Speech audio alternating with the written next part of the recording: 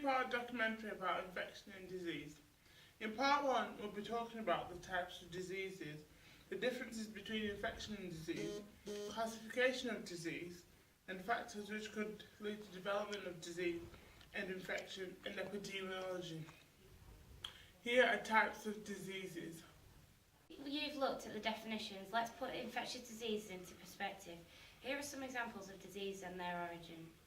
A pathogenic disease which can occur due to a bacteria is leprosy, which can cause a bacterium, Mycobacterium leprae. Another case which can happen is tapeworm, which is a form of helminth that originates from the agent Taenia saginita. It's a parasitic helminth, which tapeworms are essential parasites. People usually get the definition of disease and infection mixed up. An infection is caused by a microorganism overcoming the body's external defences, such as nose, eyes, mouth and skin. This causes a successful invasion of the body. Meanwhile, a disease is the result of a pathogen which had infected the body sufficiently by passing through the body's external defences and defeating the body's internal defences, and multiplying adversely to affect the body and causing a disease. Here's an example of infected but not yet diseased. Patient A shared a needle with patient B. They'll use the needle with no expectation of harm, because patient B is not aware that patient A has, for example, HIV. Neither does patient A know themselves. This is because they might be infected with HIV but has not yet become prominent to show symptoms of disease, because it hasn't sufficiently multiplied to affect the patient A's body, but shared the needles with potentially infected patient B with HIV. Asked is, how do we know how to classify a disease, and why it is important to classify a disease?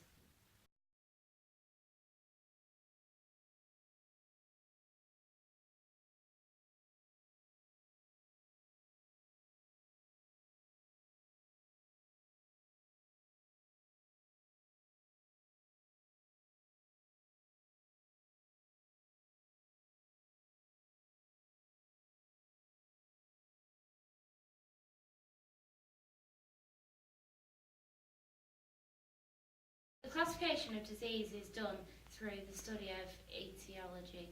This is the study of course of disease. We started off by looking at infectious diseases at the beginning of the documentary.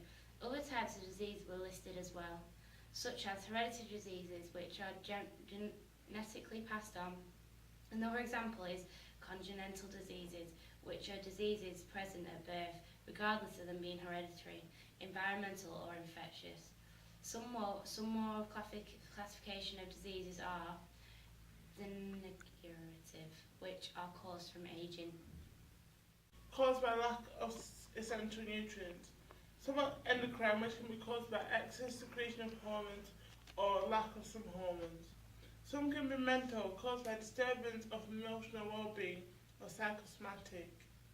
Or they can be immunological, which is caused by hyperactive or hypoactive immunity, and neoplastic, which is caused by abnormal cell growth. Although some diseases have distinct classification, some can fall into more than one category. An example is liver cancer, which is neoplastic but is associated with and could potentially be caused by an infection of hepatitis B or D, which is a virus. How diseases are classified and their central causes, we need to look into how does a person get diagnosed to identify which diseases they have.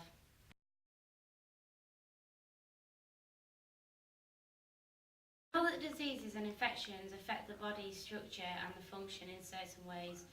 These are the alterations which will be pointed out by the patient to a doctor, so basically identifying symptoms. Identifying symptoms, which is a change in the body function, can help diagnose what is wrong with the patient. Symptoms can be pain, malice, but can be not apparent to the observer, and you couldn't fully identify a disease by just looking at general symptoms, which can appear in a disease or infection. This leads to different diseases showing more prominent symptoms which the patient can exhibit, such as lesions, which will be observed as in the growth of body tissue. Swelling is also looked at, and this can be measured. or fever, which is also measured by the body temperature, as how different it is from the normal body temperature. Signs of paralysis can be also looked at by seeing how a person is functioning. Diseases have particular signs and symptoms. This can be categorized into a group, which then go into a group called a syndrome. By evaluating their signs and symptoms and using laboratory tests, we can go on to identify which disease a patient has got. To get a full understanding of classification of disease, the occurrence of disease has to be considered. We need to look at the incidence of disease, which is a particular number of people in the population who have developed a disease in a particular period of time. The incidence of disease is crucial when looking at the spread of disease. We also need to look at the prevalence of a disease.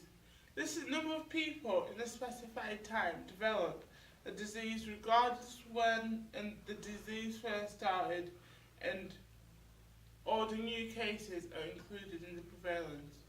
The prevalence allows epidemiologists to look at how serious the disease is and the duration of within a population. Both incidence and prevalence are important because it allows us to identify how often a certain disease may occur and the types of people it may occur in. The frequency of a disease is also used when classifying it if it occurs. Infrequently, it's called a sporadic disease, and if it is constantly present in a population, it's called an epidemic disease.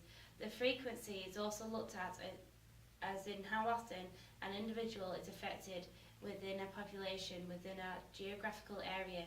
If it occurs in a short period of time, it's called an epidemic. This is because it only occurs in a set of geographical area. When an epidemic spreads worldwide, it becomes a pandemic. And the most common pandemic disease we have all had at one point or another is flu. Also other factors which contribute to classification of disease is severity and duration of the disease. Some diseases are acute, which occur quite quickly, but they have a short period of duration time. Whilst a chronic disease is one which develops slowly and the body's reactions are often less severe, but the disease lasts for a long time. Some diseases are latent, which cause an agent to be inactive for some time and becomes active to produce the symptoms when it's been attacked by an agent. The host body and how it's affected is another factor to be considered, as in where in the body the infection or disease has occurred. It could be a local infection, which is the microorganism which is invaded is limited to area. An example of this is a boil. Or it could be a systematic infection, which is when the microorganism spreads throughout the whole body. And another example of systematic infection could be a case of measles. And finally, a local infection which enters the body via blood or lymphatic vessels, allowing it to spread to other parts of the body, causing a focal infection, is tonsillitis. Overall, classification of disease and infection is an important factor to understanding how to fight against all the new emerging diseases. Although for this to happen, a lot of factors have to be considered, and we've only touched the surface what is taken into consideration when classifying a disease. So now we've looked at classification, we're going to look at epidemiology. Epidemiology is the study of when and where disease occurs and how they spread through the population.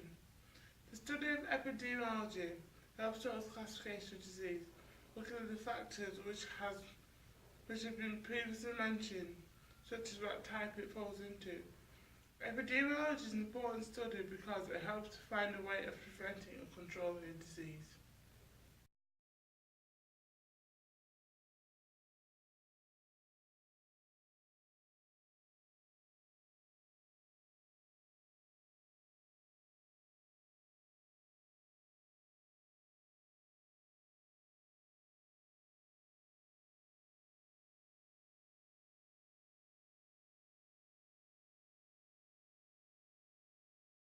Come from all different angles which it was pointed out in the classification section. The source of disease is called receiver of disease. This is where the microbes are able to survive, multiply and transmit. The diseases can be transmitted from living organisms, receivers, which they are called zoonoses, or from non-living receivers such as contaminated water.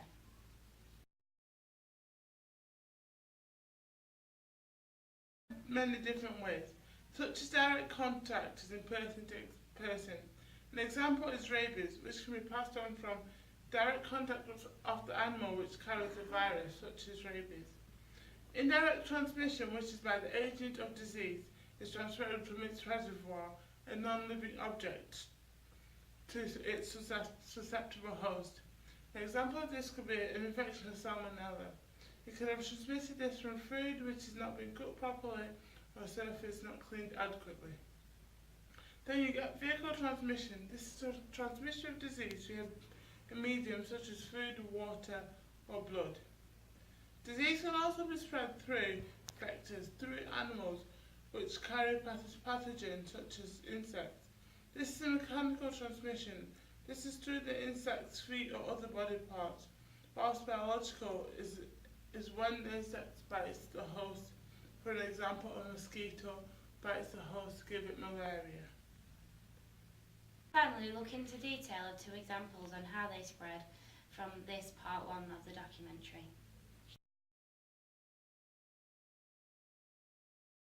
Is a virus which can potentially be caused by other unrelated viruses. Symptoms which are identified for diagnosis is high fever and a high mortality rate.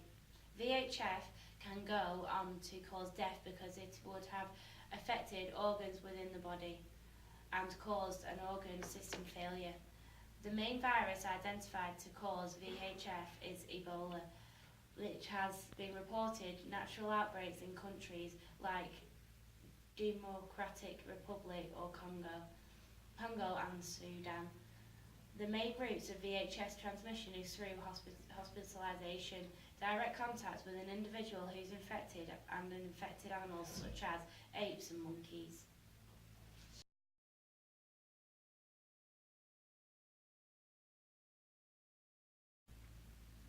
Giardiasis is a parasitic diarrhea. It is caused by flagellated protozoan Giardia duodenales, otherwise known as Giardia lamblia or Giardia intestinalis. In the developing world, giardiasis is a pandemic, with a peak prevalence rate of up to 20% in children under the age of 10. It is also a main cause of diarrhea in travellers returning from developing countries. Another area where giardiasis is present is in hospital, which allow pet visitation. Giardiasis is mainly transmitted through pets, consumption of contaminated food or water, and direct or fecal oral contact. The main route of transmission is through a viable cyst, which are common on contaminated food and drink. Poor sanitation can also cause an outbreak of giardiasis. Homosexual males are also more prone to contracting giardiasis, shown by the increase of prevalence. A chronic impact of giardiasis has been associated to malnutrition, previous gastrostomy and the use of immunosuppressants. Symptoms presented in chronic giardiasis is malaise, weariness, epigastric discomfort and headaches. If a patient has recurrent giardiasis, there could potentially be lactose intolerance rather than it being a relapse of giardiasis.